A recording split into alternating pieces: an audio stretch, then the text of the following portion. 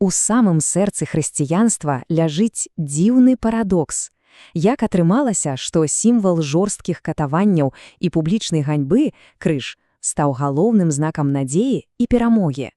Першыя паслядоўнікі Ісуса суткнуліся з гэтай, здавалася б, невырашальнай загадкай, і іх адказ змяніў усё. Дык як жа так атрымалася? Як ганебная смерць на рымскім крыжы ператварылася ў гісторыю найвялікага трыумфу? Каб гэта зразумець, першыя хрысціяне пачалі шукаць адказы не ў будучыні, а ў глыбокім мінулым.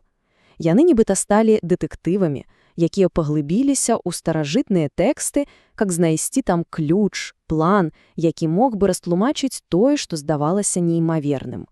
Давайце пройдзем па іх слядах.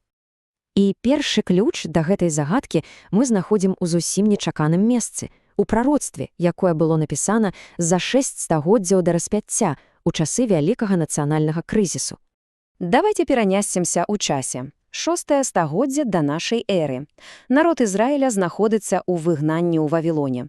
Уявіце сабе іх стан. Храм знішчаны, радзіма страчана, будучыня выглядае абсалютна змрочнай. І вось менавіта ў гэты момант поўнай роспачы прарок Ісая піша пра вельмі таямнічую постаць. Ісая называе гэтую постаць слугой Божым. І тут вельмі важна разумець адну рэч. У першапачатковым кантэксце слуга – гэта не нейкая канкрэтная асоба, а ўвесь народ Ізраіля.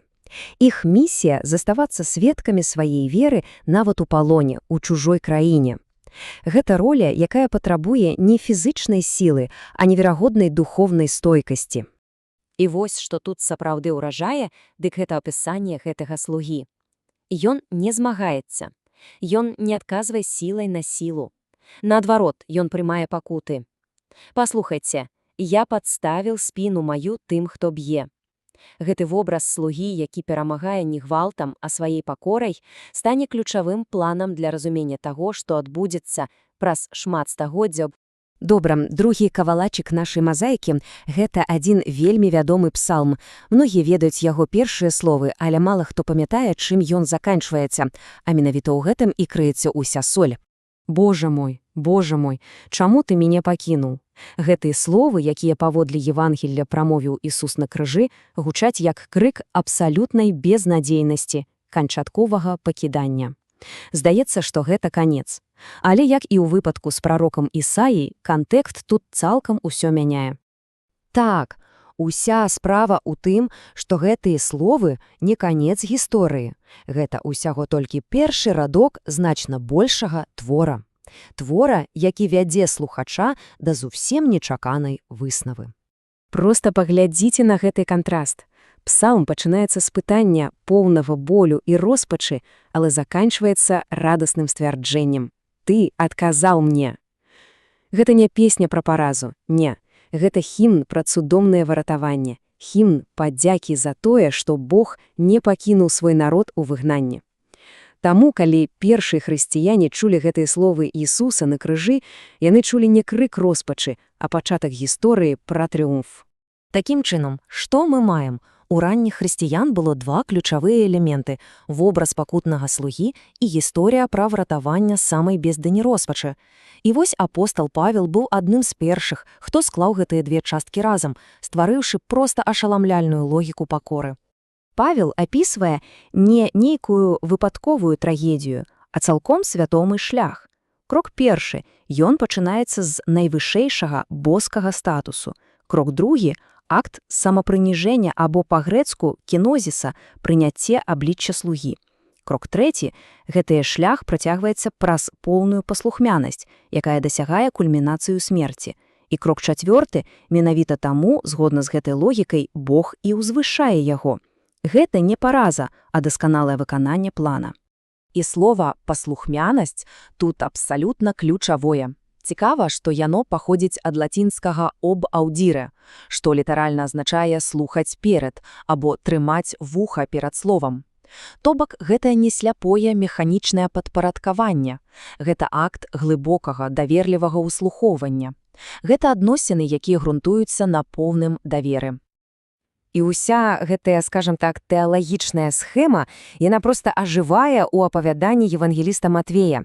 Ён, нібы рэжысёр, дадае ў гісторыю мукі унікальныя дэталі, якія ператвараюць абстрактную ідэю ў жывую драматычную рэальнасць.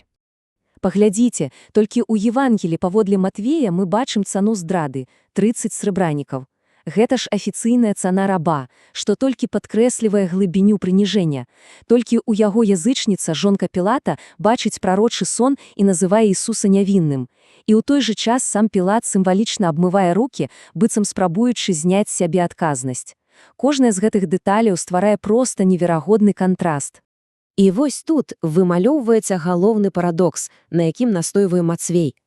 Рэлігійныя лідары, знаўцы закона, тыя, хто павінны быў всё ведаць, аказваюцца сляпымі. А хто бачыць праўду? Чужынцы. Язычнікі, рымскі сотнік, жонка Пілата. Менавіта ад іх Ісус атрымлівае свае сапраўдныя тытулы – нявінны сын Божы. Не ад сваіх, а ад чужых. І што ў выніку? Усе гэтыя нітачкі – прарок, псалм, евангеліст, яны сплятаюцца ў адну суцэльную карціну.